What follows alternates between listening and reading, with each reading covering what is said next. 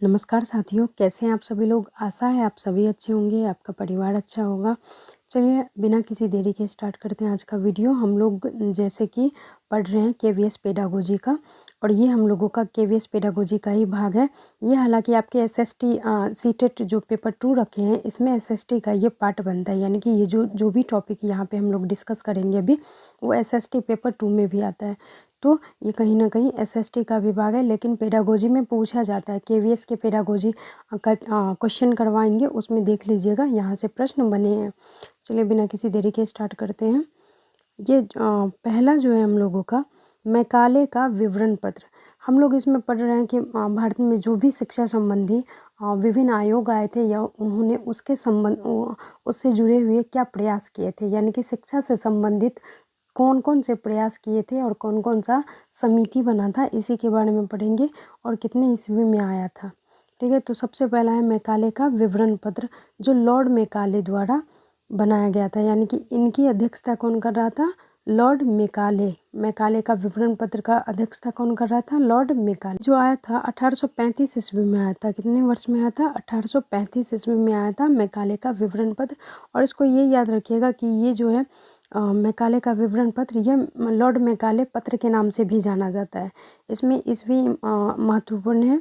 1835 ईस्वी में आया था, और इसका जो मुख्य उद्देश्य था या सुझाव था कि शिक्षा का जो माध्यम है, यानी शिक्षा देने का जो तरीका है, उसको अंग्रेजी दिया जाए। यानी कि अंग्रेजी बनाया जाए शिक्षा को देने का माध्यम। तो इसी पे सबसे ज़्यादा जोर दिया गया था। और हमारे यहाँ यानी कि भारत में अंग्रेजी शिक्षा का माध्यम हो, तो सबसे ज़्यादा कहीं ना कहीं यही समिति हस्तक्षेप की है, जिसके कारण सबसे ज़्यादा अभी अंग्रेजी का बोलबाला भारत में भी देखा जाता है। अब अगला है वुड का आदेश पत्र। दूसरा क्या है? वुड का आदेश पत्र। इसको बनाने वाले जो थे चार्ल्स वुड थे, यानी कि इसके अध्यक्ष कौन थे? चार्ल्स वुड थे। ये 1854 ईस्वी में आया था। ठीक है, इसको याद रखिएगा, 1854। और थोड़ा सा इतना ध्यान रखिएगा कि जो भी रेड लाइन से टिक लगाया गया है, वो ज़्यादा महत्वपूर्ण है परीक्षा के दृष्टिकोण से। तो उसको देख लीजिएगा, हो सके तो नोट्स भी बना सकते हैं, नहीं तो पीडीएफ लेना चाहते हैं तो कमेंट करिएगा, दे देंगे। ये है वुड का आदेश पत्र जो है, ये चार्ल्स वुड द्वारा इनकी अध्यक्षता में आया था 1854 ईस्वी में। और इसका जो मेन उद्देश्य था कि माध्यमिक यानी कि मिडिल क्लास के जो भी स्कूल हैं, उनमें आर्थिक सहायता प्रदान करना। ठीक है, यानी कि ये उस समय की बात है जब ईस्ट इंडिया कंपनी हमारे भारत में राज कर रही थी। तो उसी की देख रेख में ये अनुदान आया था। अब है भारतीय शिक्षा आयोग। भारतीय शिक्षा आयोग जो आया था, ये सर विलियम हंटर की अध्यक्षता में आया था। किनकी अध्यक्षता में आया था? सर विलियम हंटर की अध्यक्षता में आया था 1882 ईस्वी में। और इनका भी मुख्य उद्देश्य वही था कि माध्यमिक विद्यालयों में आर्थिक सहायता हेतु अनुदान प्रणाली का सुझाव रखना। फिर विश्वविद्यालय आयोग। विश्वविद्यालय आयोग आया था लॉर्ड कर्जन के अध्यक्षता में। यह 1902 ईस्वी में आया था। इसमें क्या था कि इंटरमीडिएट कक्षाएं जो भी थी, उसको तोड़ के केवल उसी विद्यालयों को मान्यता प्राप्त विद्यालयों को मैट्रिकुलेशन परीक्षा में शामिल होने की अनुमति देना। यानी कि जो भी बच्चे, अभी हम लोगों का जो 10th क्लास का बोर्ड जो चलता है, तो उस समय इन लोगों का क्या उद्देश्य था कि जो भी इंटरमीडिएट कक्षाएं उसको तोड़ के बस बोर्ड एग्ज़ाम का बोर्ड एग्ज़ाम में शामिल होना, वो भी उन्हीं बोर्ड एग्ज़ाम्स उन्हीं विद्यालयों को वो शामिल करते थे जो मान्यता प्राप्त रहते थे। और ये कहीं ना कहीं जो मान्यता प्राप्त होता था, तो उन्हीं विद्यालयों को क्या, ये बोर्ड एग्ज़ाम देने का मौका दिया जाता था, परीक्षा में शामिल होने की उसमें अनुमति दी जाती थी। फिर है सैडलर आयोग। नेक्स्ट है सैडलर आयोग। ये जो आया था डॉक्टर माइकल सैडलर की अध्यक्षता में आया था। डॉक्टर माइकल सैडलर, ठीक है, इनकी अध्यक्षता में आया था 1917 ईस्वी में। और इसका भी उद्देश्य क्या था? इसका भी उद्देश्य कहीं ना कहीं वही था कि इंटरमीडियट कॉलेज की स्थापना करना। इनका जो उद्देश्य था, सैडलर आयोग का जो मुख्य उद्देश्य था कि इंटरमीडिएट कॉलेज की स्थापना एवं प्रांत में शिक्षा परिषद की स्थापना, ये 1917 ईस्वी में आया था, इसको याद रखिएगा। फिर है would act report. Would act report यह एस वुड की अध्यक्षता में 1936 ईस्वी में आया था। इसका उद्देश्य भारतीय भाषाओं को शिक्षा का माध्यम बनाने का सुझाव था। भारतीय भाषाओं को शिक्षा का माध्यम बनाने का सुझाव दिया था किसने? वुड एक्ट रिपोर्ट के तहत। और फिर है, ये हम लोगों ने छोड़ दिया, हार्टोंग समिति, जो सर फिलिप हार्टोंग के अध्यक्षता में आया था 1929 ईस्वी में। और माध्यमिक शिक्षा में व्यावसायिक विषयों को स्थान दिया जाने का इसमें सुझाव रखा गया था।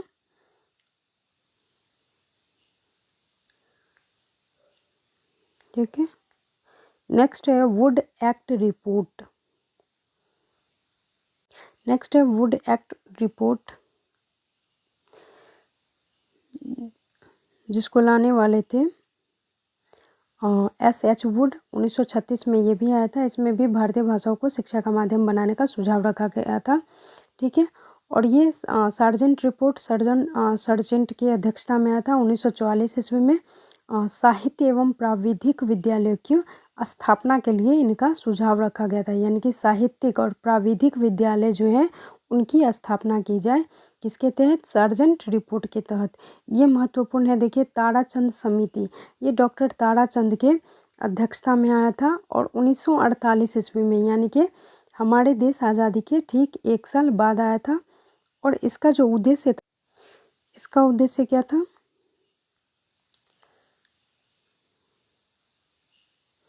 इसका उद्देश्य था, कौन सा हम लोग पढ़ रहे हैं? ताराचंद समिति, जो डॉक्टर ताराचंद की अध्यक्षता में आया था। और इनका उद्देश्य था कि माध्यमिक शिक्षा 12 वर्ष बहुउद्देश्य विद्यालय की योजना, माध्यमिक शिक्षा 12 वर्ष और बहुउद्देश्य विद्यालयों की स्थापना।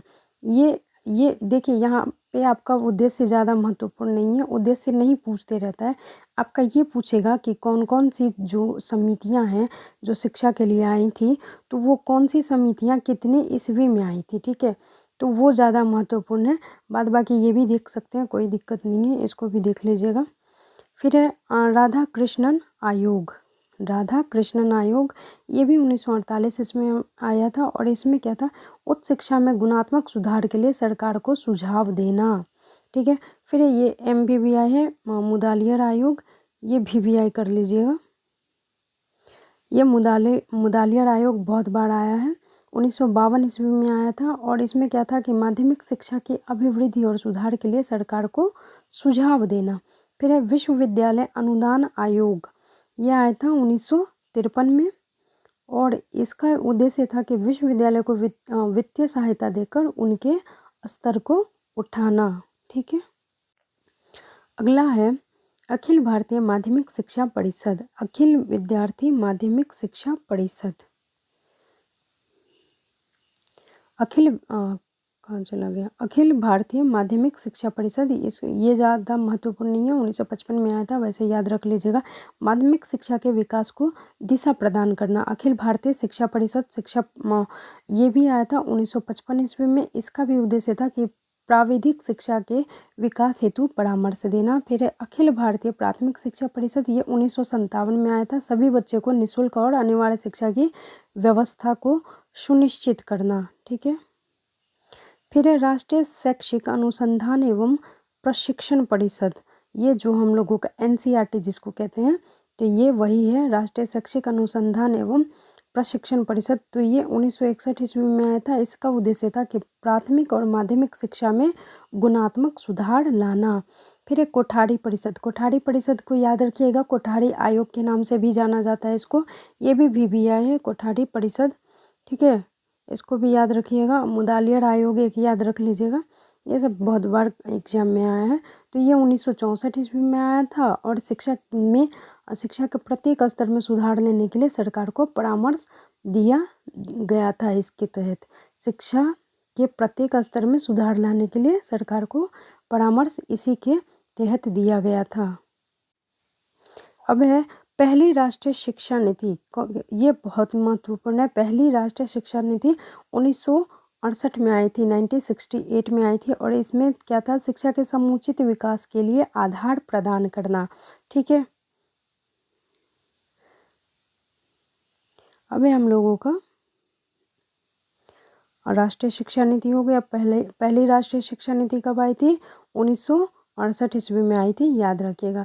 फिर है राष्ट्रीय प्रौढ़ शिक्षा कार्यक्रम, ये 1979 को आई थी। इसमें क्या हुआ था कि प्रौढ़ लोग जो भी थे, यानी कि 15 से 35 वर्ष के जो भी इंसान थे, उनको कार्यशील साक्षरता प्रदान करना। ठीक है। फिर अनौपचारिक शिक्षा योजना, ये 1979 में आया था। इसके तहत 6 से 11 वर्ष के जो भी बच्चे हैं, उसको स्कूल के बाहर के बच्चों को अल्प अवधि में शिक्षा की व्यवस्था कराना इसका मुख्य उद्देश्य था। फिर इंदिरा गांधी मुक्त विश्वविद्यालय, ये भी कई बार एग्जाम में आया है। इसकी स्थापना 1985 ईस्वी में हुई थी। ठीक है। इसकी स्थापना कब हुई थी? 1985 ईस्वी में हुई थी। इंदिरा गांधी मुक्त विश्वविद्यालय की स्थापना कब हुई थी? 1985 में। और इसका क्या कार्य था कि दूरस्थ शिक्षा प्रणाली द्वारा उच्च शिक्षा का प्रबंधन कराना। भी चल रहा है ना यहाँ, जैसे इग्नू जिसको कहा जाता है, तो ये क्या काम करता है कि दूरस्थ शिक्षा प्रणाली द्वारा उच्च शिक्षा प्रदान करता है, यानी कि डिस्टेंस मोड से, जो कहते हैं डिस्टेंस मोड से जो एजुकेशन आप लेना चाहते हैं, चाहे एमए हो, बीए हो, कोई भी डिग्री हो, तो वो आपको मिल सकता है। फिर है दूसरा राष्ट्रीय शिक्षा नीति, ये बहुत ही महत्वपूर्ण है। 1986 में आई थी, याद रखिएगा। ये कई बार परीक्षा में आया है। ये है राष्ट्रीय शिक्षा नीति जो दूसरी बार आई थी, 1986 ईस्वी में आई थी। ये बहुत ही महत्वपूर्ण है। ये कई बार एग्जाम में जो मैं बोल रही हूँ, एक तो आपको मैंने पहले ही ये स्टार पॉइंट जो रेड कलर से लिखा गया है स्टार पॉइंट, उसको थोड़ा सा ध्यान रखिएगा। और जिसमें मैं बोल रही हूँ कि MVVI है या VVI है, तो उसको ज़रा और भी ध्यान में रखिएगा, उसको नोट कर लीजिएगा। वहाँ से प्रश्न बनते हैं, बहुत ही महत्वपूर्ण है। चाहे कोई भी टीचिंग एग्जाम देने जाए तो यहाँ से प्रश्न बनते ही बनते हैं। तो दूसरी राष्ट्रीय शिक्षा नीति कब आई थी? 1986 में आई थी। और इसमें क्या था कि परिवर्तित परिस्थितियों के अनुरूप देश में शिक्षा को विकसित करने के लिए दिशा देना। ठीक है। फिर ऑपरेशन ब्लैक बोर्ड, इस सब के बारे में हम लोग पढ़े हैं, डिटेल से पढ़े हैं, वीडियो पड़ा हुआ है प्लेलिस्ट में, देख लीजिएगा। ऑपरेशन ब्लैक बोर्ड योजना है 1987 ईस्वी में आई थी। और प्राथमिक विद्यालय में भौतिक वस्तुओं को जुटाने का कार्य इसने किया था, इस समिति के तहत हुआ था।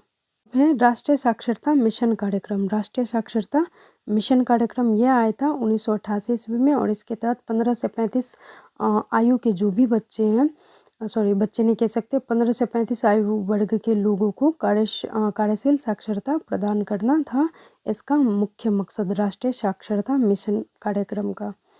अब है ये देखिए, ये है जन शिक्षा, एक सेकेंड, हाँ, ये है जन शिक्षा निलयम योजना। इसके बारे में भी मैंने डिटेल में पढ़ा है। 1988 ईस्वी में साक्षरता प्रसार के लिए वातावरण तैयार करना। फिर है राष्ट्रीय ओपन स्कूल। इसके तहत 1989 ईस्वी में स्कूल छोड़ चुके वैसे बच्चे जिसको माध्यमिक शिक्षा दूरस्थ प्रणाली के माध्यम से प्रदान किया जाता था, राष्ट्रीय ओपन स्कूल के तहत। ठीक है। फिर है डॉक्टर यशपाल समिति, ये भी VVI है। ये 1992 में आया था। बच्चे के बस्ते का बोझ कम करना इनका मुख्य उद्देश्य था। फिर है जिला प्राथमिक शिक्षा कार्यक्रम, ये 1994 में आया था। और देश में प्राथमिक शिक्षा का सार्वजनिकरण सुनिश्चित करना इसका मुख्य उद्देश्य रहा। ठीक है। अब है अब ये लास्ट चल है इसमें, ये जो समितियां हैं। अब है राष्ट्रीय शिक्षा परिषद। इसमें क्या है, देश में शिक्षक शिक्षा की प्रभावी व्यवस्था सुनिश्चित करना। और इसमें ये 1995 ईस्वी में आया था। हाँ, ये 1995 में आया था। और याद रखिएगा कि मध्याह्न भोजन जो योजना है, ये भी 1995 ईस्वी में आया था। और प्राथमिक स्तर पर स्कूलों में बच्चों को ठहराव को प्रोत्साहित करना, यानी कि माध्यमिक का क्या कहते हैं, मध्याह्न भोजन का टॉपिक मैंने बहुत ही डिटेल से पढ़ा है, वो देख लीजिएगा। तो ये 1995 में आया था। और ये है शिक्षा गारंटी स्कीम, ये 1999 में आया था। और प्राथमिक विद्यालय में अनाच्छादित सभी गाँवों में पंचायतों द्वारा प्राथमिक विद्यालय खोलना इसका मुख्य उद्देश्य था। फिर सुभाष चंद्र बोस साक्षरता मिशन कार्यक्रम, ये 2000 में आया था। और देश में संपूर्ण साक्षरता हेतु विशेष अभियान चलाया गया था। फिर है सर्व शिक्षा अभियान, जिसको SSA कहते हैं, ये भी VVI है। ये 2000 ईस्वी में आया था। और स्कूलों से बाहर सभी बच्चों को प्राथमिक विद्यालय में नामांकित करना, यानी कि एडमिशन करना इसका मुख्य उद्देश्य था। फिर है नया मिलेनियम पाठ्यक्रम ये भी 2000 ईस्वी में आया था। और वर्तमान चुनौतियों के अनुरूप प्राथमिक एवं माध्यमिक स्तर का नया पाठ्यक्रम तैयार करना इसका मुख्य उद्देश्य था। तो दोस्तों ये था ये कुछ समितियां थी जिसके तहत शिक्षा का क्या उद्देश्य था और क्यों बनाया गया था इसको, तो इसमें हम लोगों ने जाना। चलिए मिलते हैं अगले वीडियो में, जल्दी मिलेंगे। तब तक के लिए धन्यवाद और तैयारी जम के कीजिए ताकि सिलेक्शन 100% हो। ठीक है, चलिए मिलते हैं अगले वीडियो में।